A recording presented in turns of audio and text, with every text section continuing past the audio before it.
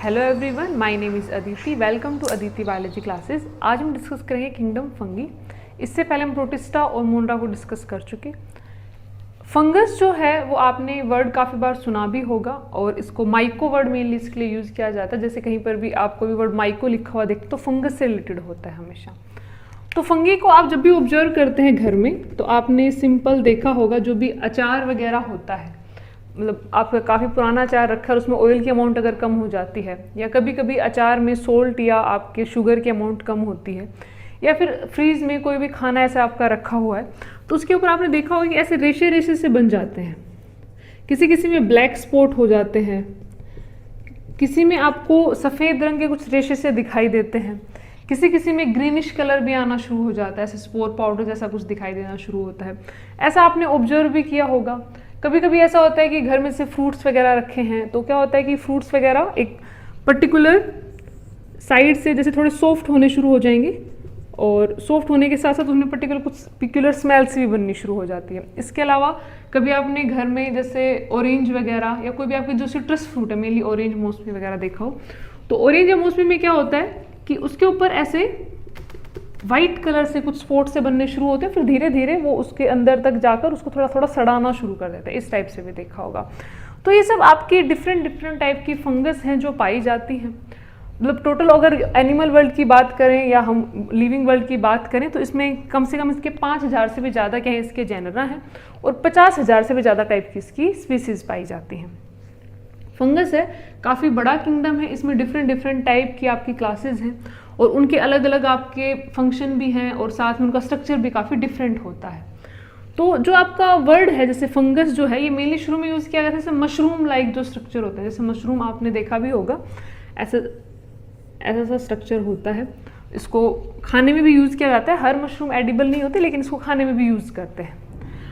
तो ये जो स्ट्रक्चर है ये आपको नॉर्मली ऑब्जर्वेबल होता है, आपको दिखाई भी देता है। लेकिन जो आपके अचार वगैरह पर जो फंगस के स्पोर होते हैं वो इनिशियल स्टेज में आपको दिखाई नहीं देते, फिर जैसे जैसे ग्रोथ होने लगती है वो आपको दिखाई देना शुरू हो जाते हैं।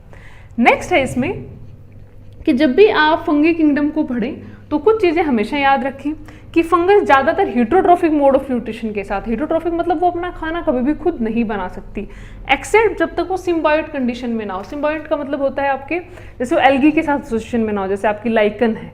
अदरवाइज इनका मोड ऑफ न्यूट्रिशन कैसा है, हेटरोट्रॉफिक मोड ऑफ न्यूट्रिशन है, गले सरे पर भी फीड कर सकती हैं, साथ में पैरासिटिक मोड ऑफ न्यूट्रिशन के साथ भी हो सकती है। इसके अलावा फंगस जब भी आप ऑब्जर्व करते हैं तो माइंड में एक ही चीज़ आती है कि सामान को ख़राब कर देती हैं, जो भी खाने पीने की चीज़ें उनको ख़राब कर देती हैं। लेकिन आप जो चीज़ वगैरह खाते हैं, ब्रेड वगैरह जो खाते हैं, वो किससे बनती हैं? यीस्ट से बनती हैं। तो यीस्ट भी क्या है, एक फंगस की ही टाइप है लेकिन वो यूनिसेलुलर फॉर्म में पाई जाती है। अब इसको वन बाय वन थोड़ा सा डिस्कस करते हैं। आज इंट्रोडक्शन डिस्कस करेंगे फंगस का। तो फंगस जो है हर जगह पाई जाती है, आप इसको हर जगह ऑब्जर्व कर सकते हैं। जैसे अभी जो ह्यूमिड कंडीशन जब होता है, जैसे बारिश का जब टाइम होता है, ह्यूमिडिटी वगैरह थोड़ी होती है, तो इवन आप इसको अपने कपड़ों पर भी ऑब्जर्व कर सकते हैं। जैसे ह्यूमिड कंडीशन है तो होता ये है कि कपड़े पूरी तरह नहीं सूखते, तो आप उनको अगर थोड़ा सा उसी फॉर्म में रख दें तो उन पर वाइट से स्पॉट बन जाते हैं और एक पिक्यूलर सी स्मेल भी आनी शुरू हो जाती है, तो वो फंगस की वजह से होती है। अगर आप स्पोर्ट्स वगैरह में हैं या फिर पूरे टाइम आप शूज़ पहने रहते हैं तो आपकी जो उंगलियों का बीच वाला हिस्सा होता है पैर में, जो टो वगैरह होते हैं, उनमें जो स्किन होती है उसमें इचिंग या फिर आपको कुछ फंगल इन्फेक्शन जैसा बनना शुरू हो जाता है, तो वो भी फंगस की वजह से होता है।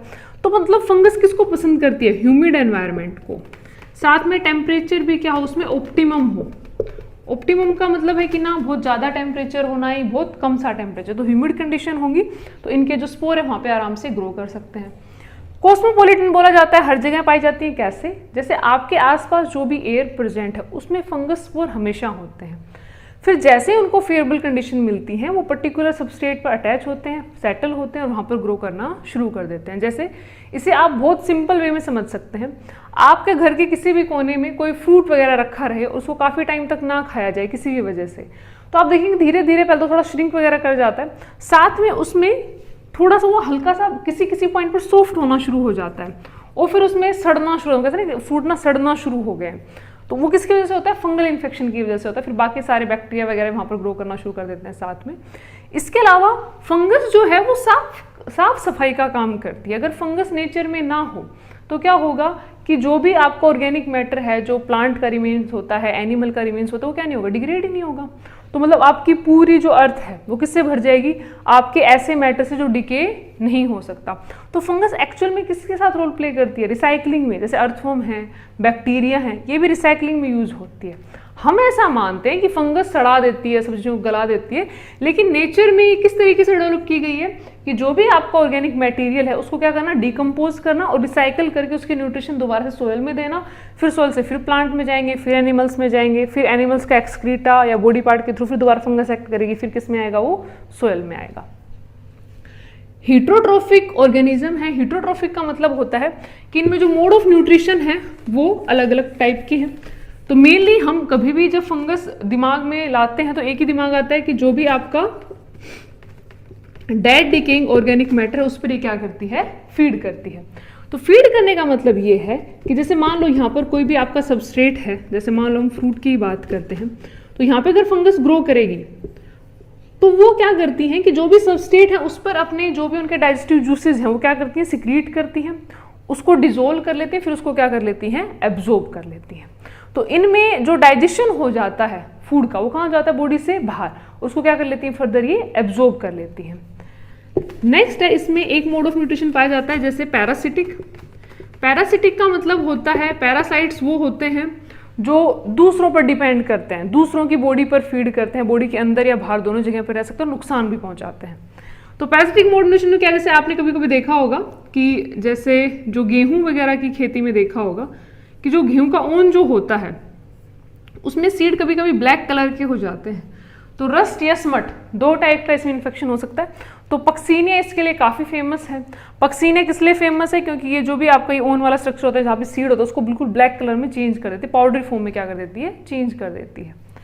तो आपकी पक्सीनिया जो है वो पैरासिटिक है। मशरूम है जैसे एगेरिकस जिसको बोला जाता है, जो मशरूम होती है वो डेड डिकेइंग और आपके ऑर्गेनिक मैटर जो है उन पर क्या करती हैं, अपने जूसेस सिक्रीट करती हैं, उसको डाइजेस्ट करती हैं और उसको एब्जॉर्ब करना शुरू कर देती हैं।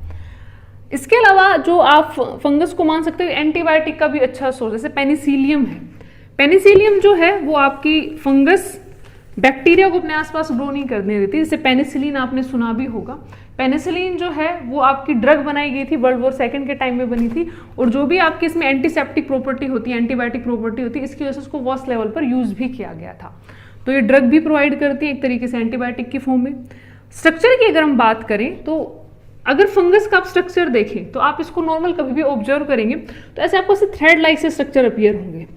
तो जो ये थ्रेड लाइक से स्ट्रक्चर को हाइफे बोला जाता है। और अगर ये आपस में मिक्स हो जाए, मतलब इंटरमिंगल हो जाए, ऐसे ग्रुप जो इनका बन जाता है उसको माइसीलियम बोला जाता है। तो एक्चुअल में आपको कभी भी अचार पर जो थोड़ा खराब हो गया उस पर जो भी आपको थ्रेड लाइक स्ट्रक्चर दिखाई देते हैं इंटरमिंगल, वो एक्चुअल में क्या है, माइसीलियम। तो फिलामेंट लाइक स्ट्रक्चर है, फिलामेंटस होते हैं, कुछ कुछ नॉन फिलामेंटस भी होती हैं, जैसे आपकी होस्ट्रिया वगैरह फॉर्मेशन के साथ ईस्ट वगैरह है जो इसमें बडिंग पाई जाती है। हाइफे जो है वो आपके थ्रेड लाइक स्ट्रक्चर है। हाइफे अगर आपस में इंटरमिंगल हो जाए तो वो क्या है, माइसीलियम। माइसीलियम जो है सभी में अलग अलग टाइप की होती है। जैसे किसी किसी में माइसीलियम बिल्कुल एसेप्टेड फॉर्म में होती है, इसमें न्यूक्लियाई वगैरह प्रेजेंट होते हैं, कोई भी सेप्टा बीच में प्रेजेंट नहीं होता। सेप्टा मतलब कोई भी एक डिवीजन प्रेजेंट नहीं होता। कुछ में कैसी पाई जाती है, सेप्टेड फॉर्म में पाई जाती है। तो ये इनके क्लास टू क्लास क्या कर सकता है, वेरी कर सकता है, किस क्लास से वो बिलोंग करती है। इसके अलावा जो सैप्रोफिटिक या पैरासिटिक या सिम्बायोइड जो फॉर्म है, सैप्रोफिटिक आपको पता है जैसे मशरूम है, जो भी आपकी सैक फंगी वगैरह, म्यूकर वगैरह है। पैरासिटिक जो है जो किसी दूसरे ऑर्गेनिज्म के ऊपर क्या करती हैं, फीड करती हैं, जैसे पक्सीनिया है, हिस्ट्रीलागो वगैरह है। सिम्बियोट्स वो हैं जो किसी के साथ एसोसिएशन में रहती हैं, जैसे एल्गी और फंगी दोनों साथ रहती हैं, क्या बनते हैं, लाइकन। तो मतलब लाइकन एक अलग टाइप का ऑर्गेनिज्म लगा लें जो एल्गी और फंगी दोनों से मिलके बना हुआ है।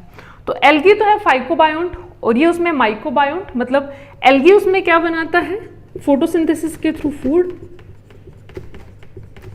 और जो फंगस है वो क्या करता है, मिनरल वाटर को एब्जॉर्ब करने में हेल्प करता है। और फिर वहां पर क्या बनते हैं, लाइकन।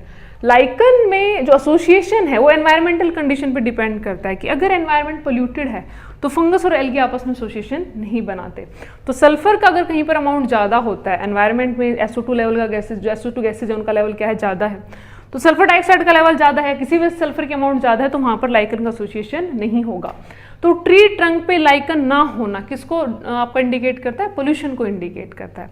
इसके अलावा जो रेंडियर वगैरह जो होते हैं, जो भी आपके कोल्ड एरिया में पाए जाते हैं एनिमल्स, वहाँ पे लाइकन उनके फूड की तरह भी एक्ट करता है। नेक्स्ट है माइकोरहिजा।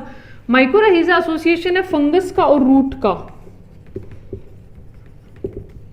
जैसे पाइनस में प्रेजेंट होता है, जिम्नोस्पर्म का पार्ट है, तो फंगस और रूट एसोसिएशन में होता है। तो इसमें क्या होता है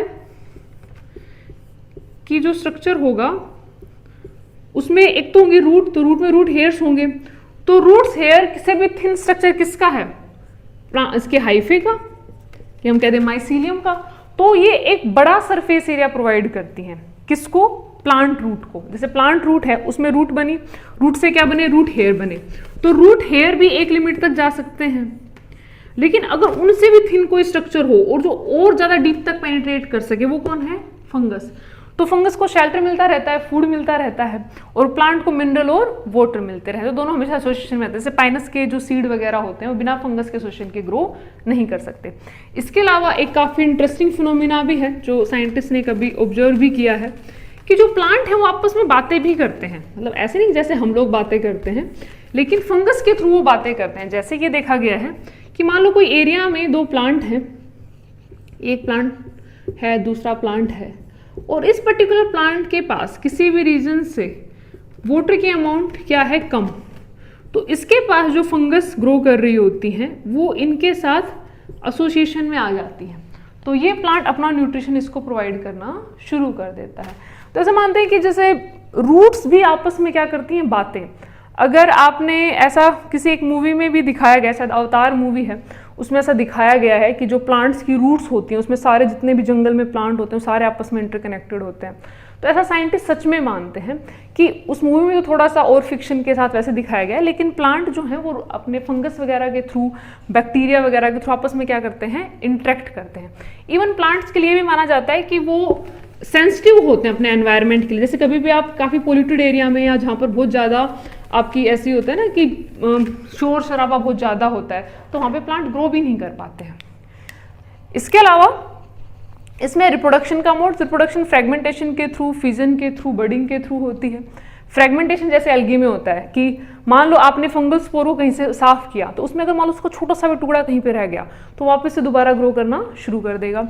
फिजन के थ्रू, जैसे नॉर्मल बाइनरी फिजन जैसे हमारा होता है, तो फिजन का थोड़ा सा डिफरेंट होता है कि जैसे टूट जाती है, एक सेल बनेंगे, उससे दो हाइफे बनने शुरू हो जाएंगे, दोनों अलग अलग सेपरेट होने शुरू हो जाएंगे।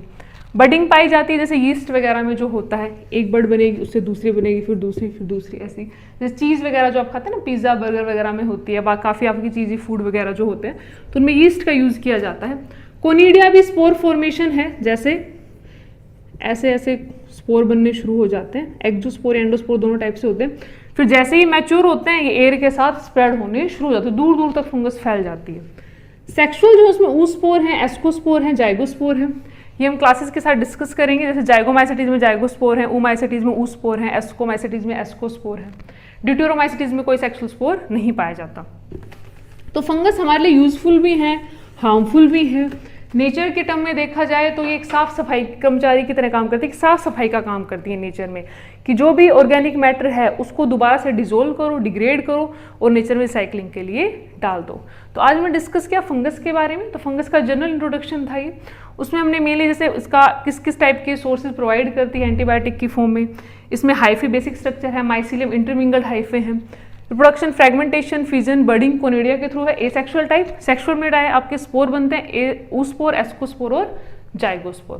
तो इसको एक बार आप एनसीईआरटी से पढ़ने की कोशिश करें। कोई डाउट लगे तो आप पूछ लें।